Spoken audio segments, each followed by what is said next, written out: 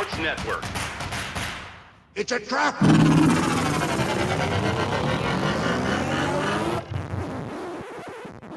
Oh, I'm sorry. Did I break your concentration?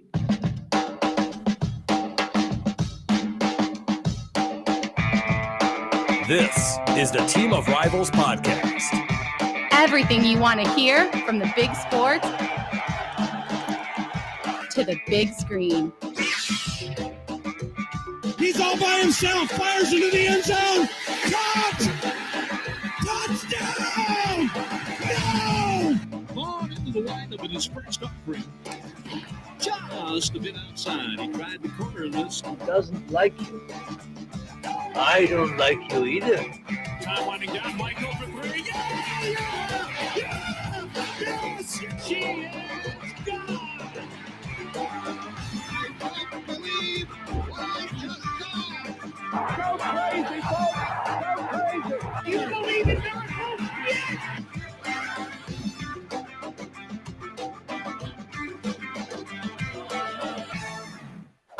Number 5 when ready. What?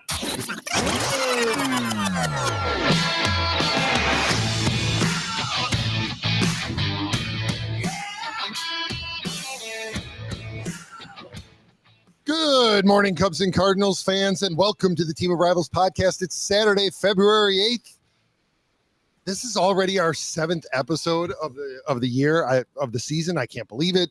We may have to take a couple of months off if we continue this because we're just clearly going to exhaust ourselves.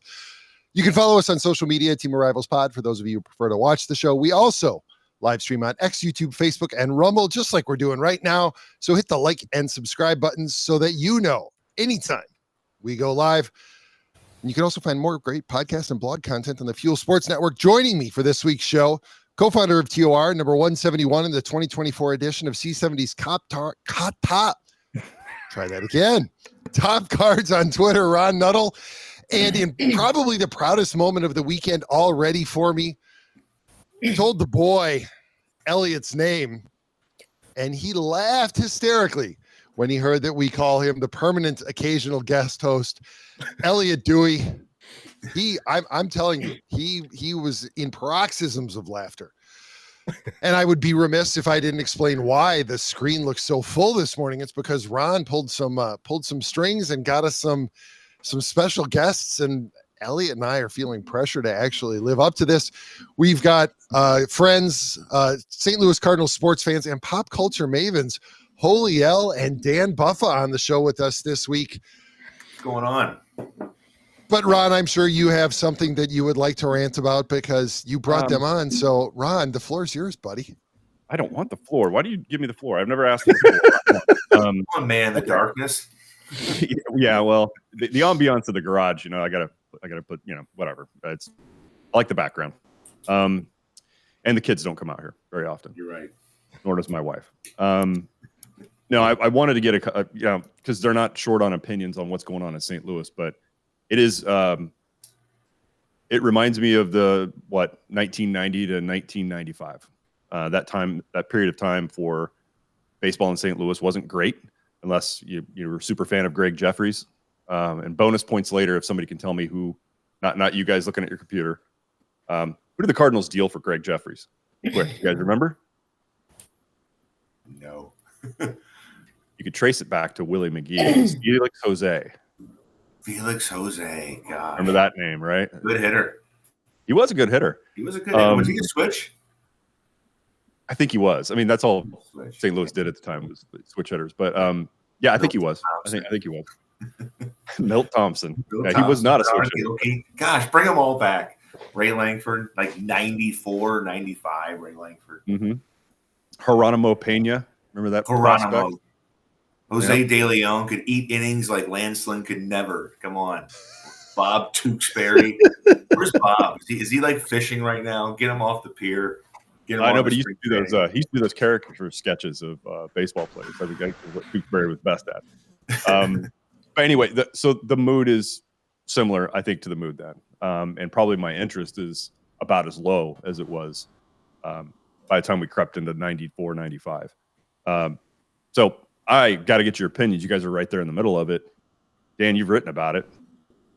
Elle, I know you've got an opinion on Cardinals baseball, and I think you might even be more pissed because your boy is not going to be at first base this year. I don't even know if you're going to go on Sunday. But no thought. Don't care who starts. Certainly have mine. Well, Paul Goldschmidt's going to go there and hit like 35, 40 home runs just because that's what's going to happen. It's the same reason that when Tommy Pham plays the Cardinals this year, he's going to have a big game. I wish the best, but I do. The one thing I'm glad about with this team is that we have at least one decent hitter, Wilson Contreras. Everybody, Mason Wynn, but I really think if Contreras can stay healthy, you can have a really, really great hitter. But there's so many ifs on this team. It's mind-boggling. Yeah. I mean, we all know that it's gonna be the same formula that we have every year. Somebody leaves the team, they do great. I mean, but everybody knows how I am. Once you leave the team, you're dead to me. So I mean, like that, I don't really care.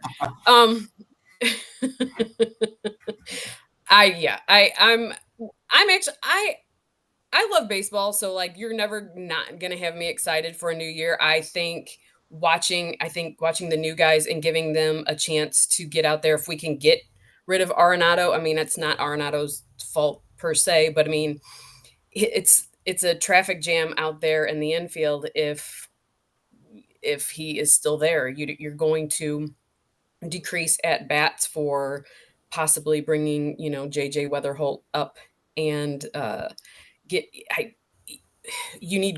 can't have Gorman at second, and that's what's going to happen if you have Arenado still sitting at third. I'd rather have Gorman and see what he's capable at third, and because we've seen what he's capable at second, and he's got gator arms. He doesn't stretch. He's not. He just isn't it. His batting is hit or miss. Let's hope that the new batting coach will have anything to do with it. They don't. I mean, it's going to be interesting because I'm excited to see what the younger kids will bring, but we're kind of all up in the air right now because of Bregman. Yeah, and so Bregman goes somewhere, we're stuck in a holding pattern. Yeah, is he with Boris? He is. Yeah, I think he is. Yeah, but that makes sense because they're still holding out. According to sources, he's still holding out on that 6 year. Nobody's going to give him the 6 year, and I think it's just right now. Honestly, from what I'm hearing, the deal is done, and he's going to go to the Cubs. It's just how they're going to restructure it and how they're going to deal with either Nico remaining on the team or trading him. So. It's from what I'm hearing now, they would rather retain him. So I think that our long national nightmare is over. I don't know if you guys caught it this morning before you jumped on, but officially entering journeyman status this morning. Jason Hayward has signed with the Padres. That is obviously the dam breaking, and now things are going to get sorted. So I think it's what all the moves will be made 5 teams, right? When you hit 5 teams, then you officially become a journeyman. Hey, you know what? I just want to put it out there. This is going to be the 6th time that he has adjusted his swing, and let me tell you something. 6. I've seen him he swing adjusted the bat. it 6 times in the season with the special, Cubs. Okay, he's just going to throw the bat at the ball. No, but I do feel like we're kind of in a holding pattern because Bregman, if he wants to look at term, he should look over at Arenado. You're not going to get a 6 or a 7 or 8 year deal. The Cardinals are currently trying to trade away the guy that, a few years ago was like, we got him. We got Arenado. Did Mo really do it? Was it AI? Was it something else? And then we had 2 of them and it didn't work. Yeah. And I feel like Goldschmidt was an easy thing. You just didn't bring him back. And then you can move Contreras, then you can solve your catcher problem maybe in a year or 2 with, Ivan Herrera. But, if Arenado leaves, it just gives a lot of opportunity because, as Elle said, if not, Gorman's going to bounce around. Donovan's going to bounce around. You're going to have Thomas Sajaci kind of waiting to board the plane and get up here and play. And JJ Weatherholt, who I think is just going to skyrocket, kind of like Quinn Matthews. If everything goes right, I don't think he's going to be a guy that's going to languish down there. But if Arenado's there, you can't not play the guy. You can't keep him on the bench. You know, he's not like a clubhouse cancer. He's a good dude. I mean, I kind of feel for him. I really hope the Dodgers just all of a sudden wake up one day and go, you know, we're crazy. We're stupid. We got some World Series titles. They wake up and go, gosh, all we need is a third baseman. And really, hey, I'll put it out there. If he went there and had a great year, I would be so happy for him. I'd be like, you know, good for you, man. You went home, you know, but it would just, if it gave him kind of a happier ending than coming here and kind of being sold a bill of goods. But if he starts the year with the team, it's not the most awful thing. It really delays the rebuild. Like, you can't start rebuilding until you get that, you know, $64 million, or hopefully they can another team eats up a little bit more. But if you can't start rebuilding if you have this kind of a payroll. Well, and I think that's the frustration, though. I think just on my part, and there's nothing on the players that are going to be there in 25. I think the team's messaging has frustrated me for just too long. Look, we just want them to pick a lane. If you're going to do that, do that. If you're going to see what you have in your system, if you're going to create opportunities and give young guys a chance to play, I just want them to do that, and I want them to do it fully, not halfway. And with Mo, I just feel like it's always the half step. It's never like the full leap into picking a direction to go. They never do that, and their messaging is terrible. Like trading Arenado was priority number one, and it hasn't been done, right? And he's been on the record of saying that, and I think it's just a frustration. It's with the organization. It's not necessarily with the team or any players. It's been with the organization, and it's been building with me for too long. And right now, my interest level is at an all-time low. I have muted just about everybody on X does nothing. You're not alone. I mean, there's a lot of people out there that are just kind of, I mean, look at, you know, what Edmonds says, and whenever anybody who's asked about the Cardinals organization, it's not just him. Everything's a little different. And it feels like, you know, Mosaic's put himself on an island and kind of isolate everybody else out. And he's not really doing anything. I feel like if he was here and he was making moves, man, I'm trading this guy, I'm trading that guy, but he's kind of just holding a spot for Chaim Bloom. And I feel like Bloom's like, man, can you just, you know, shove him off the boat? I mean, because I want to know what he could have done this offseason. Would he have added some players? The reason they're keeping him around, because he's not going to be put in the same situation that he wasn't with the Reds, or I'm sorry, with the Red Sox. They're not going to bring him in, go, hey, you're going to cut payroll and everybody's going to hate you and you're going to get rid of all the players that everybody loves. And now Mo made the mess. Mo's got to stick around for the mess. And he's got to be the one that takes the bullets and the arrows of this year. I think everybody knows he's taking the bullets, though. I think he just needs to go. I think. Yeah, but isn't the worst part is that they're not committing to a plan, like to the fans. Hey, we're rebuilding. Like, have they even said that to everybody? Hey, guys, this is going to be a rebuild. This is going to take 3, 4, 5 years. You know, this is the guy. Because you do still have Mo in there. I mean, he's the one still. I mean, he still has the position. I mean, Chaim's not going to be the one that steps up and says anything right now. Mo has put them in this position. I said this for years. He needs to go. And got a lot of heat for it because everybody kept wanting to live off of the championships from years ago. And you could see the trajectory that was going. And I kept saying, this isn't good. They're living off of nostalgia and they're not doing anything. And they're saying we've got 6 great pitchers and clearly we did not. And I don't blame Chaim for not being out there right now. Not him. He went through the exact, like I said, he went through the exact same thing in Boston, and he's not going to come here and be like, you put together can I cuss? Oh no, not on our podcast. No. Wait a minute. That bastard on our show every week. No, but yeah, I mean, you're definitely right. I want him to introduce him. I mean, it's like when they did. But they're not going to. Well, we got to talk to him. I want to see this guy. Like, you're not going to have him. You're not going to put him as the face, right? They're just not going to put him as the face right now. We can say, hey, this is Chaim. They have. They did.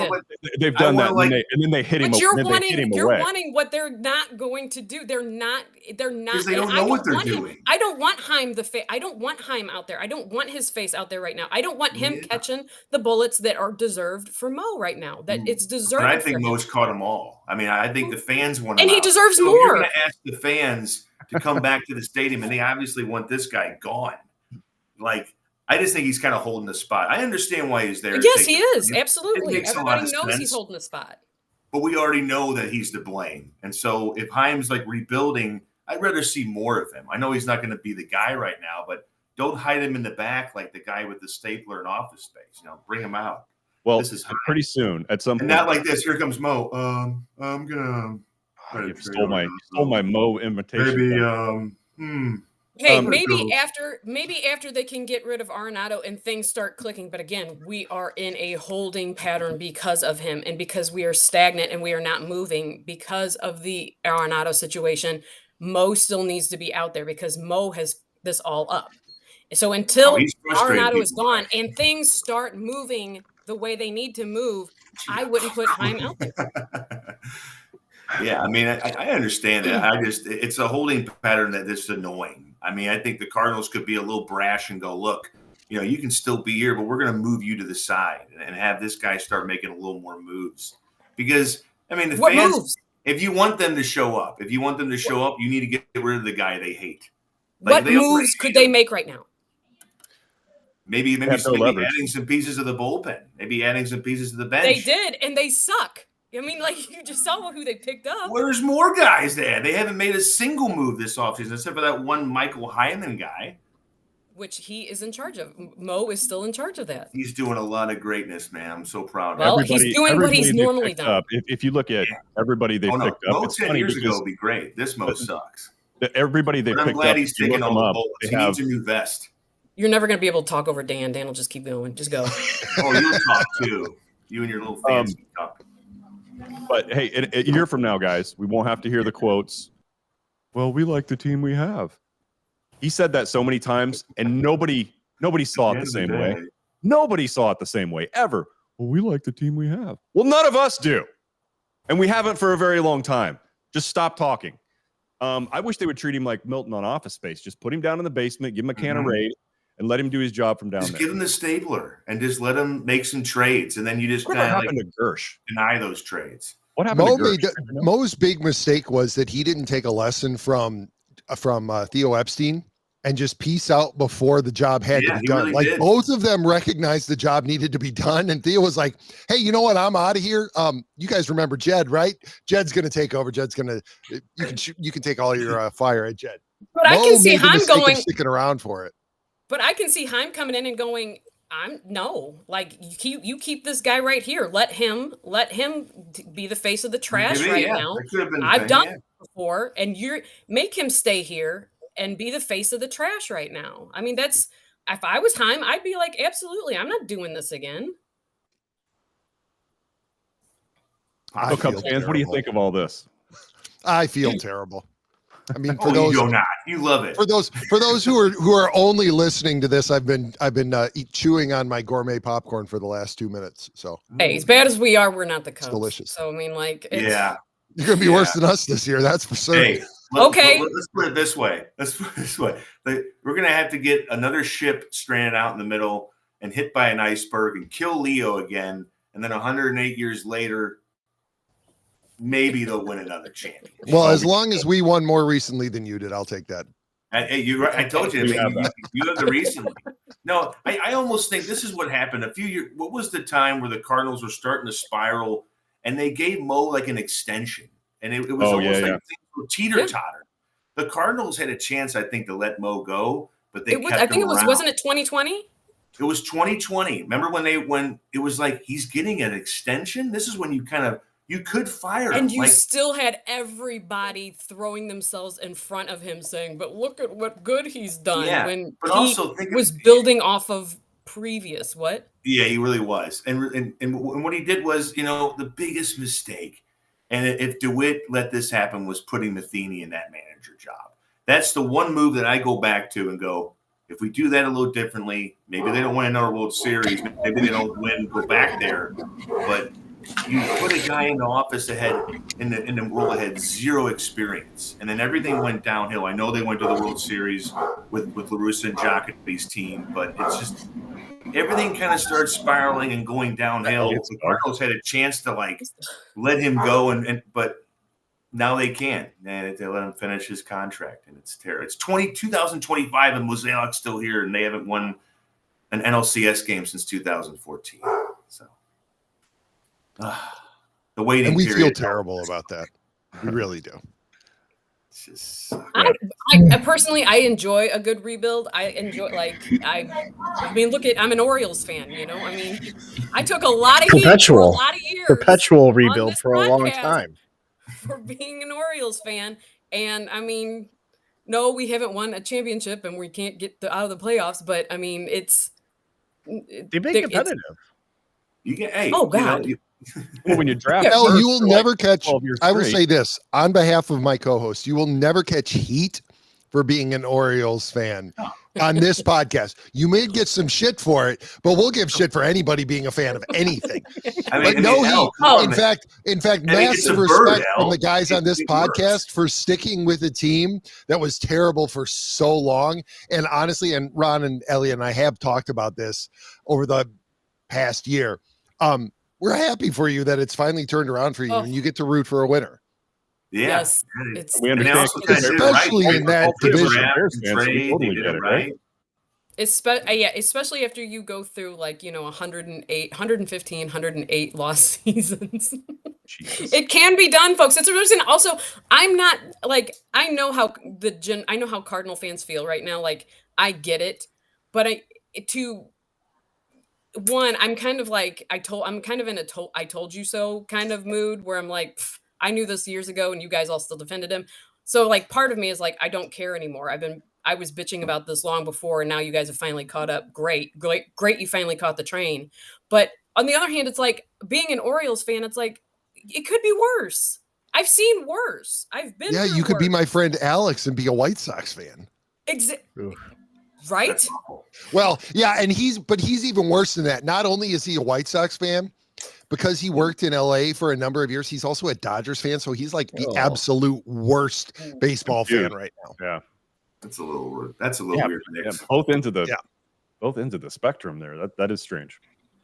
Yeah, it's not allowed. That's why you have to pick a lane. I don't want to know this guy. Let's make sure I'm not in the same place. Stop mentioning him. He's off the podcast. He wasn't on the podcast. He has been a couple of times, actually. All right. So you guys, I don't want to go through the Edmonds interview. I was going to cut it up and play some clips here, but everybody's heard it by now. Everybody's heard everything, and but I bet I'm the only one who said what I said to you when we had our conversation about the Edmonds conversation. What? His whining is all self-inflicted. Although I said it in a different kind of way. Yep. I feel like I think you used the P word. No. I'm checking. Well, maybe. Whiny ass. I feel like he had the right message. It's a wrong person, right message. Right person, right person, wrong right message, wrong person. Yeah. Because I was like, it was painful to get through that 50-minute interview with him. 50 minutes, yeah. He was complaining from beginning to end. Jimmy is a very smart baseball player. End of sentence. The rest of it, he is a big, flailing, moody idiot. And I know that's most people were like, I appreciate his candor. Shut up. Jimmy is moody. Jimmy will say whatever he wants because he has no self-awareness. Zero. I mean, all of this that he complained about was self-inflicted. He ruined his own marriage. So for him to be complaining about his divorce and child custody, I believe what I said to you, Ron, was, hold on. Yeah, well, we won't say that. I can pull up you the can record. say it. Hey, you like Jim Edmonds? I said nobody forced him to show his dick to the help. Just pull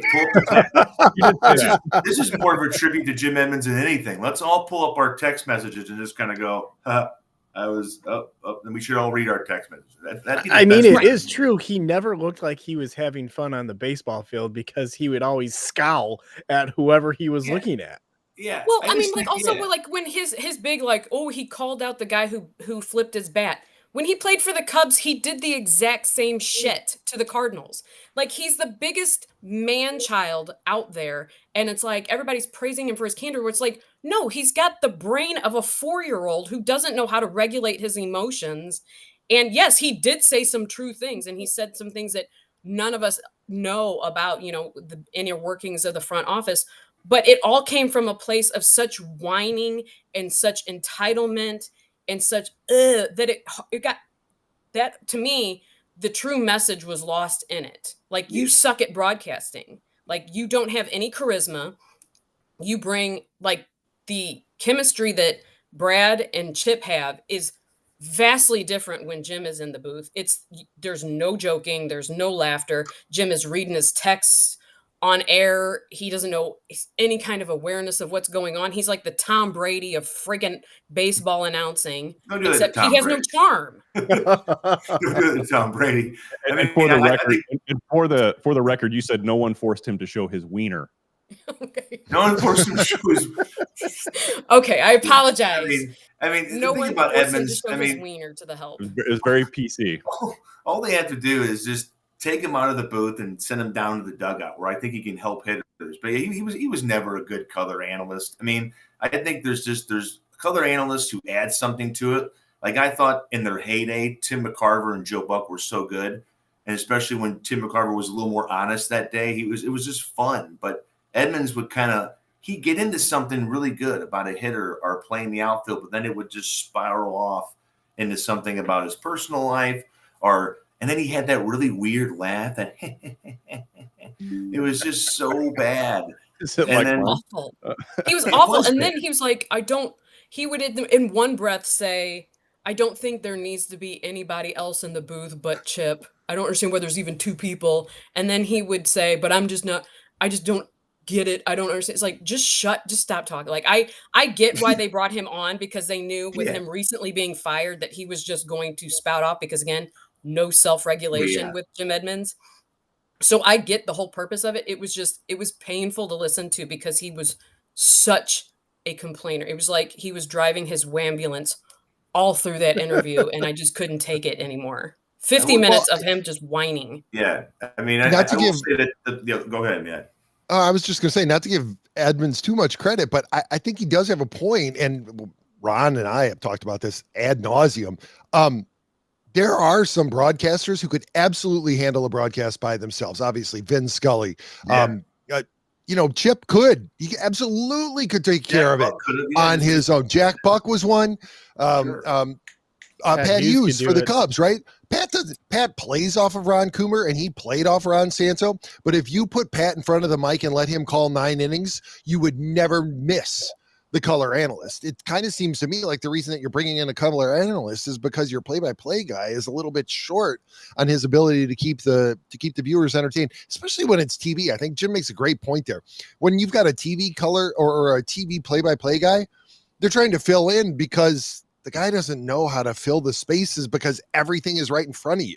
Well, and at the time, Pete, games were 3 hours long, right? Games are much shorter now. I think the point he was making is the pace of it is all moving very quick. And so games are shorter now. So maybe it is a time where that could make more sense. But, I enjoyed the relationship between Shannon and Buck and even Harry Carey and Steve Stone.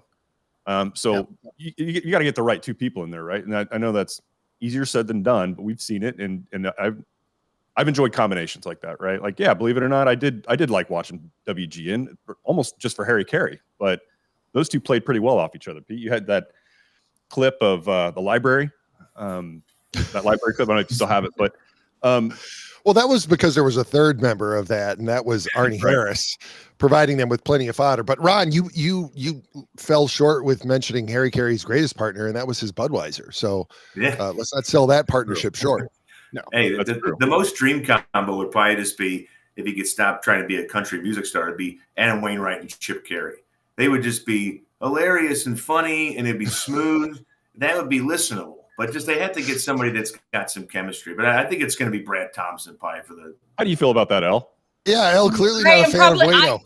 Listen, I'm probably the only. I know I'm the only person in St. Louis that a certain person makes me just roll my eye. I just cannot stand the I can't stand the corn pone. Also, I just can't stand it. I can't stand it. It drives me nuts. I know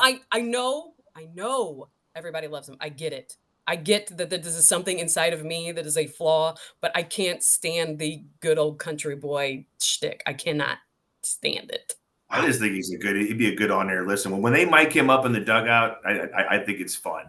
I don't really get I don't want to go see one of his concerts or hang out or hear about his farm, but just tell good baseball stories and don't read your texts and be fun. But the saddest thing really, if I pulled one thing from that whole Edmonds, and I didn't listen to the whole 50 minutes, I listened to about 20, and that was enough of that voice and that gelled up hair bro talk.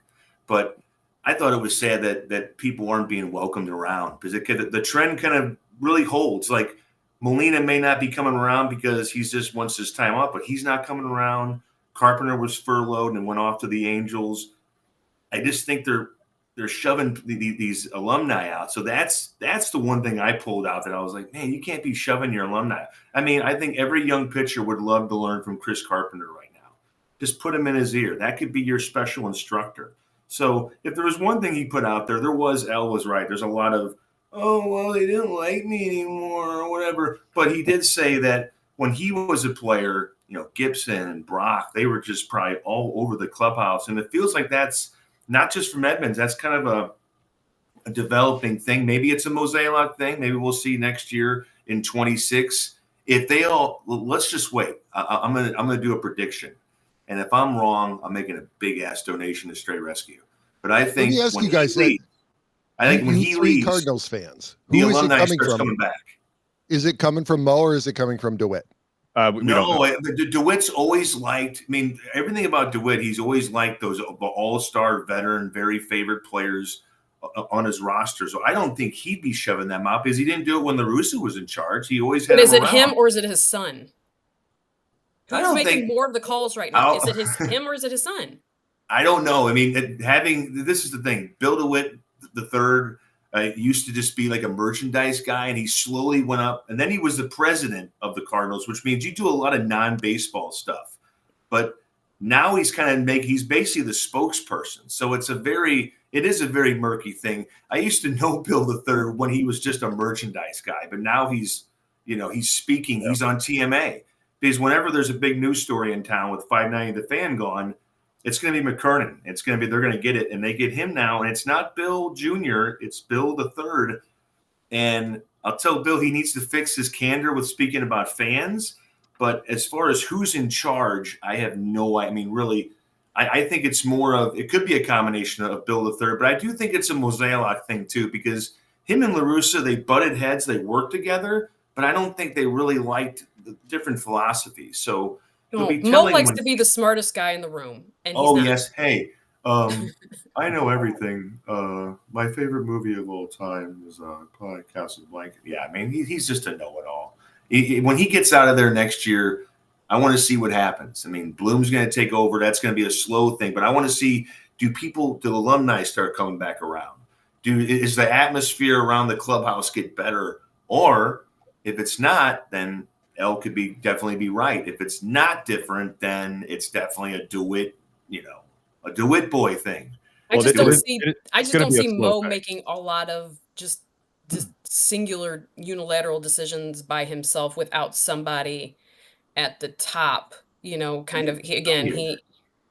just think he's guidable. I think did anybody else? Maybe you can help me out. Did anybody else have the president of baseball operations title before he had it? Or did it kind of start with Mozeliak? Was Theo the first one?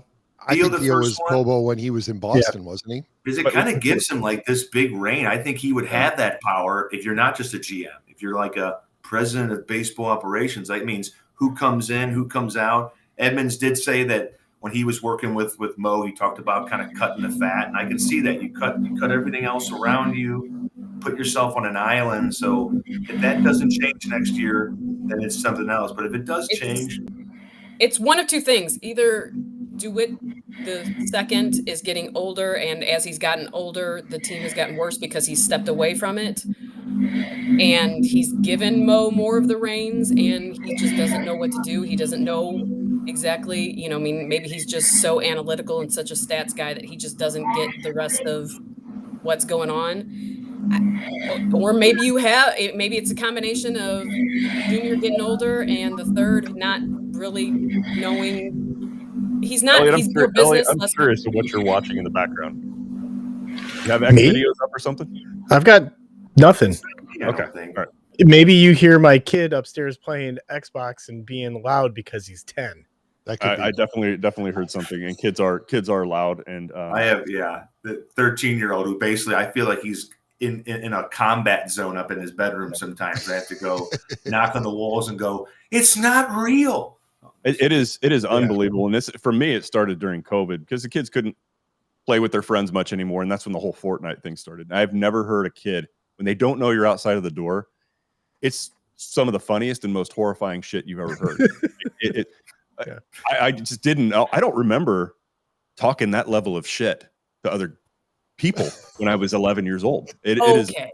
No, I don't. I don't remember doing it like that. Well, I don't know. No, Elle, you're only experiencing adult Ron. He was clearly mild mannered and respectful as a child. I'm sure. It's only once he got into his middle ages that all of his editors fell away. I'm sure every one of you would have absolutely hated me in my 20s. No doubt. Yeah, that makes sense because that's when we became friends. So clearly there's something wrong with me. Yeah. I mean, you guys would have, I tell people I work with all the time. It's a good thing we didn't start this, Pete, until I was near 40, because if I'd have done this in my 20s. Insufferable. No. All right. Because our crack research staff is always on call, you're never going to guess who the original president of baseball operations was. So I'll just drop it in the chat here. Larry Beinfest with the Florida Marlins in 2007. Wow. Okay. First ever president of baseball operations. That's a blast from the past, right? And Muzela joined, got some power. He's like, in about 10 years, 12, 13, I'm going to get that title. I'm going to get that title, and I'm going to get myself a bow tie. That's right. That's what Ron's going to miss the most. You're right, Elle. He never, every time I see him, I'm like, just wear it. Humorous, dude. He's got the quarter zip now. That's yeah, what quarter he's zip all the time. I'm going to miss the scarf, to be honest. I'm going to miss the scarves and the bow ties. The only bow tie on the day that he resigns, leaves, we'll do obviously a special commemorative podcast. And Ron, I'll do all three. I'll do the quarter zip, the bow tie, and the ascot just for you. Can you have your no, you each should wear. No, you should each wear a look. You should. Do you think that Ron owns have to wear a mosaic look? I know that Ron and Elliott don't have bow ties, so that one's obviously me. I might be able to dig a cardigan. They don't have ascots, and I would be stunned if either of them has a quarter zip. Oh, come on, guys! It's the easiest dress, especially for a middle-aged dad. Right? Yeah, come on. I'd wear quarter zips to work. Like I said, I'll probably dig a cardigan out of the attic. That might be the closest thing I have. I want Mosaic to just wear one day with just wear the hamburger out, wear the fleece and go, the chest is out. He doesn't care.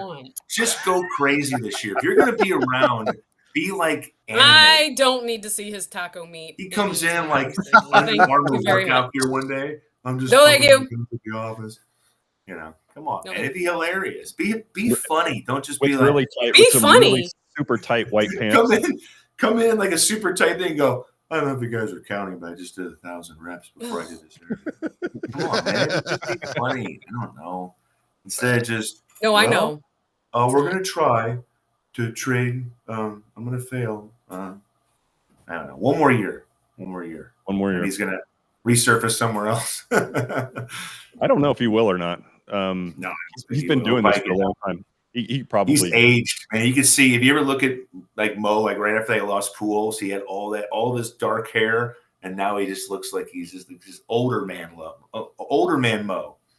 Speaking of which, how loud are the calls going to be? After basically digging them out of the elimination to win the Caribbean Series, how loud are the calls going to be in St. Louis for Albert Pujols to be the next man? They're already loud. Yeah, already. Well, I know, but now that we've got this. Is that the turning point to that indicates who's in charge when Mo leaves and Heim's in charge? How quickly does Ollie get shown the door and Albert gets welcomed back in? Well, there's a lot of factors. There's a few factors there. One is when Heim does take over, is he the type of is he going to be the type of Pobo or GM that's okay with the manager actually having the reins of a manager, making the call of who's in the lineup, who to play and when to play them, how long to keep a pitcher in? I don't know what Bloom's tolerance is for that. And I think that's what it depends on, right? If a person with Pujols or Molina's personality are going to manage, they're going to want control of that team. There won't be like some of the Cardinals, homegrown managers that they like to go to, right? Those guys, none of those guys have had the pull of, God, not even half the pull of like what a Tony La Russa would have. Tony La Russa didn't want Colby Rasmus on his team anymore, and they shipped his ass out. I don't know if you guys remember, that was 2011, the big move they made mid-season. La Russa was able to get things like that done. But that's old school. That's old school coaching, yeah. and I just don't think it happens anymore. I mean, I just don't. I think it's You very had rare. Bruce Bochy. I think Bruce Bochy was probably one of the last ones, and I can't think like, of it. I mean, Joe Madden's kind of like that. Joe Madden's got a little more leeway, but I think there's probably like 10% of managers, maybe 5.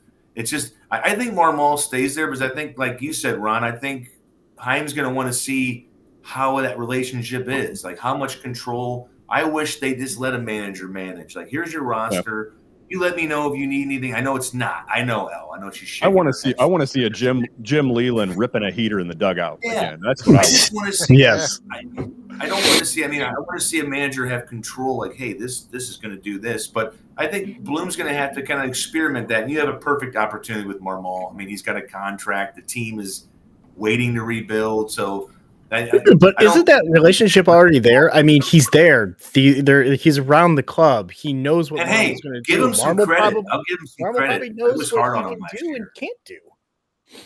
Yeah, so I was hard on him last year, but with two star players falling off a cliff, and not really, he churned out 83 wins. So I'll give him a little credit, but I do think that Heim's going to want to keep him in place, because he doesn't. I don't think Heim really. Maybe we don't know if he's kind of like that. Like, okay, it's all your team, or it's just like it is these days, and I'm going to make most of the decisions. But I want to see what Marmol does with this team, and maybe with next year's team. I mean, if he gets this year and next year, I mean, what can he do? I mean, is he going to be able to churn out 80 plus wins out of a worsening team, or can he somehow pull a little magic out, or is he just going to kind of burn with the ship? Wait, again, it goes back to what we talked about in the beginning. It's going to come down to Arenado and where he's at. It's a lot of the team. How the team looks, how the team performs is going to come down to that, because if these younger guys can't find a place and a footing and the bats that they need, I mean, you've got to get away from the formula of letting Jordan Walker have 30 at bats and then yanking him and putting him back down in the minors and then pulling him back up and putting him back down and doing the same thing to Victor Scott. I mean, there was a reason that I'm blanking on who the Brewers had, who was the outfielder that they just kind of let him get his footing out there. The rookie who became pretty much an all-star. I can't think of his name. Churio, isn't it? Yeah, yeah, maybe. Yeah, Jurickson. Yeah, I mean, like you have to let these kids stay in, and it's going to be grueling and it's going to be terrible at the beginning. But I mean, if they don't get the at bats and they don't, because there is a wide gap now. They say there's a wider gap now between AAA and the majors than there ever has been, and you've got to let these guys come in and you've got to let them have the at bats and you've got to let them play. And with Arenado, if he's still on the team, it mucks a lot of that up. Harrison Bader signed with the Twins? Twins. He did. Yeah. I think he's a journeyman now too, right? Or does he need one more team? Oh yeah, I think he would. No, I think he is. Where he's going to get like those 1 or 2 year deals. I mean, I think he'll stick around just because of his defense. But I mean, I think I agree with Elle. I want to see like Walker be here for a month and a half struggling. I don't want to see, well, he's hitting 176. Like it's April. Like 2 years in a row, you have taken your former top prospect, and kind of shelved him in late April down to the minors. Last year, pretty much for most of the year, you have to just let him run. Let Mason Wynn, if he runs into a big slump, let him play. Alec Burleson, same thing. And Ivan Herrera and Pedro Paez. I mean, let those two guys, try to figure out, let them fight for that catcher position, because if you can if Herrera can throw anybody out, I mean, I think he can hit. I think if you give him a full season, he's going to hit like 270. He's going to pop 15 to 20 homers, but he has to throw some guys out or teams are going to run on him. So play him, and maybe you got a taste of it with Ciani, because Ciani was stuck out in the center field because the center field was in shambles. I mean, the outfield was in shambles. So, I mean, you were stuck with him. You couldn't move him. And yeah, he wasn't the greatest. He wasn't a power hitter by any means. But from where he started, I mean, I think he ended up like 247, 252. He started to hit a little bit before he got hurt. I mean, he was a decent, consistent. I mean, he had great fielding and he was a consistent hitter, because you left him out there and you made him take the hits. You made him take the swings. He learned at the plate. And that was because you couldn't move him. Who else were you going to put out in the outfield? I mean, because you just kept moving. You had Walker out in right. And, you weren't giving Victor Scott any, you pulled him in for the home opener, and then you yanked him out real quick. Again, I just let these guys play. Let the kids play. I mean, Ciani was patrolling the outfield most of last year, right, in center field. So that was kind of weird. But I agree with everything you guys are saying. That's why I go back to what I said in the beginning. I want them to choose which way they're going to go. And by the way, I know Arenado's still there, still clogging up a spot. We can kind of trace this back to blaming it on the Cubs again, because when they had the deal in place with the Astros, they traded away Kyle Tucker to the Cubs. And the speculation amongst St. Louis media is that's one of the reasons Arenado nixed that deal. He's like, wait a minute, are you guys selling off too? Are you going to be in like this nebulous of competitive, non-competitive? So we can look at the Cubs and be like, I'm sorry, fuck you guys. Well, I feel terrible having ruined your season. They had a third baseman. No, you don't. But kind of circle back to what Elle was saying earlier. There's two relevant players that the Cubs did this with last year, where they let the young kids play: Pete Crow Armstrong and Miguel Amaya. There was a lot of calls for, hey, maybe we should send these guys down. It was halfway through the year. They weren't performing very well. They made adjustments after All-Star break. And then you kind of saw the breakouts between those two guys. Miguel Amaya adjusted at the plate and started raking. Pico Armstrong started doing the same thing. They both were about, between 280, 290 the remainder of the year at the plate after they made their adjustments. And, I mean, you saw it. You saw these young guys start performing. I know, it's so boring, Ron.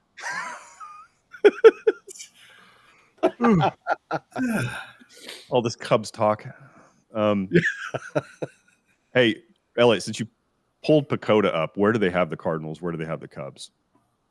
And I'm just dying to know who they're picking in the NL West. So right now, St. Louis is at 77.5 wins. So it'll be 77.5 losing record, wins, 84.5 losses. Cubs are at 90.8 wins, 71.2 losses. So third best record in the NL. Yeah, that's their projection. Not saying it's going to happen. Courtesy of the absolute dog shit National League Central. All right, so here's where we can take our over/under on the Angels. Pacoda's got them Dodgers. at 103 and I'm sorry, Dodgers. 103.5 wins. Yeah, that's probably about right. Probably, yeah. I mean, and I'm sure Major League Baseball will make sure that we're all celebrating it. Hey. What?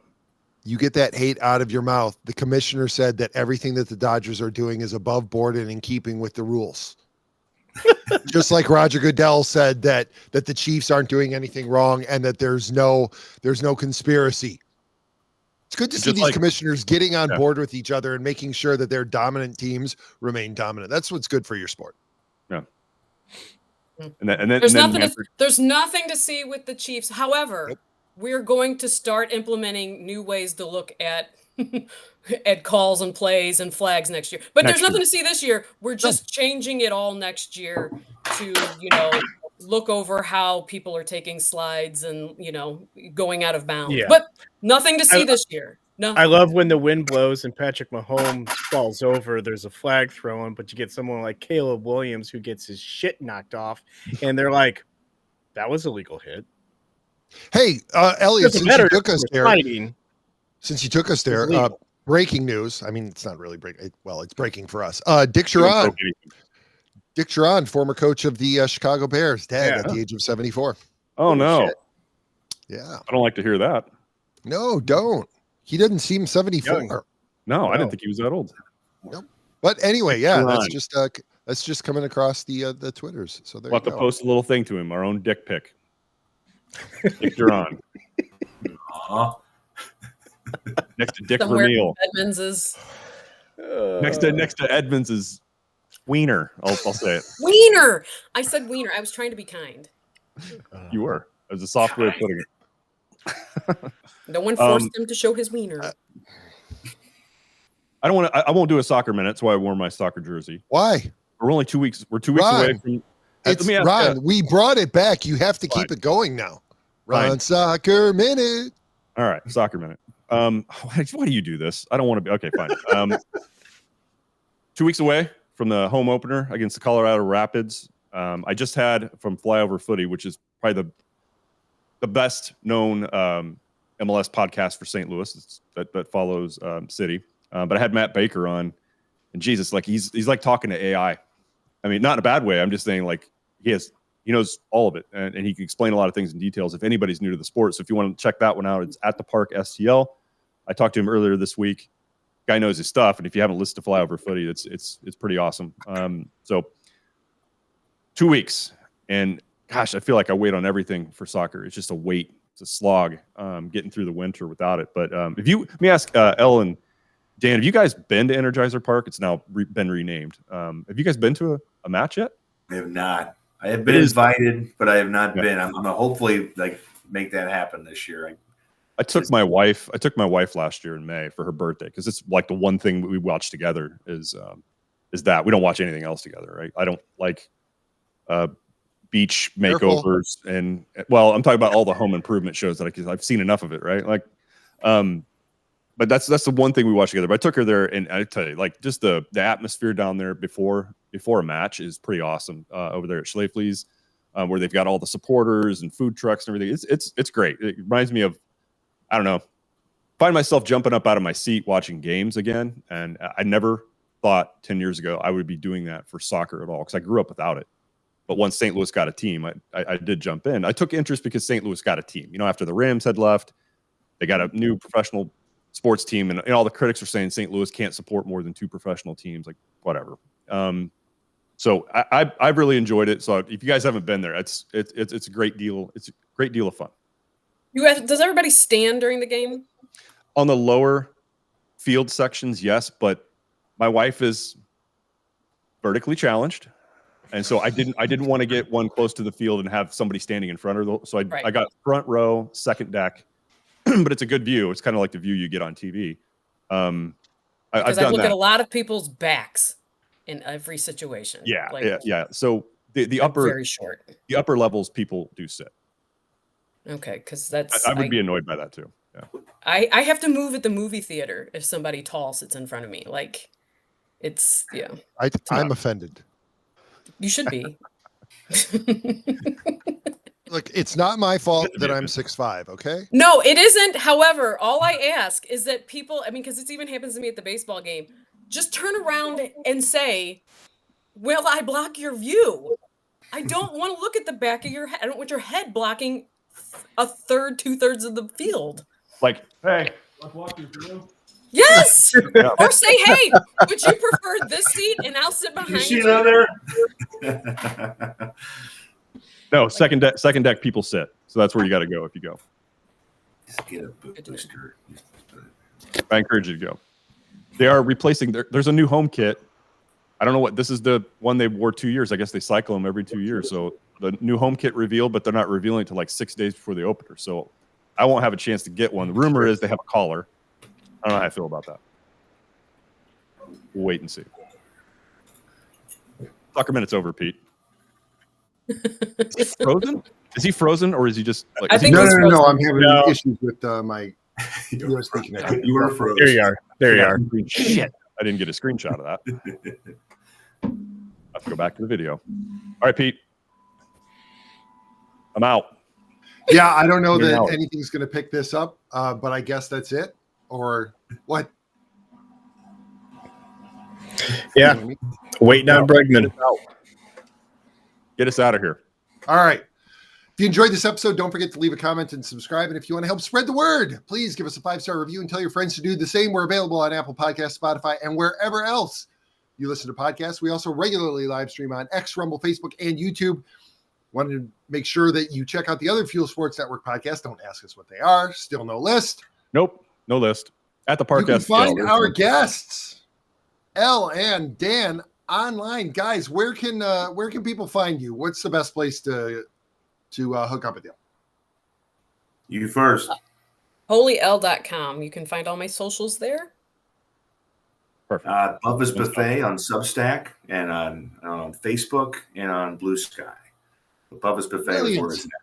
You can find Elliott on X at, TOR_Elliott. and you can find Ron at. I'm not going to say it. I don't care. But I love that little bit. Every week it changes, right? I don't care. That response every week changes. That's becoming a thing, just like Ron's Soccer Minute. I was But like the Logan, fuck off. Elle has given us our title for this episode. I think so, right? Taco Wiener? meat? Taco meat. Wiener. Wieners and Jimmy taco Wiener. Wieners and taco meat? Okay, we go with that. meat? Sounds like a Mosaic, wieners, and taco meat. sounds like a very healthy dinner. Mo wiener meat. There you go. Ooh, God. That's enough. Ooh. All right, you Need can find visuals. Fuel Sports Network at Fuel Sportsnet on X and also on Facebook. And finally, you can get in touch with us at any social media channel at Team of Rivals Pod or by email at teamofrivalspodcast@gmail.com. Dan, Elle, thank you for joining us. I'm sure we'll do this again soon. Thanks, y'all. We'll see you soon. Bye-bye, everyone.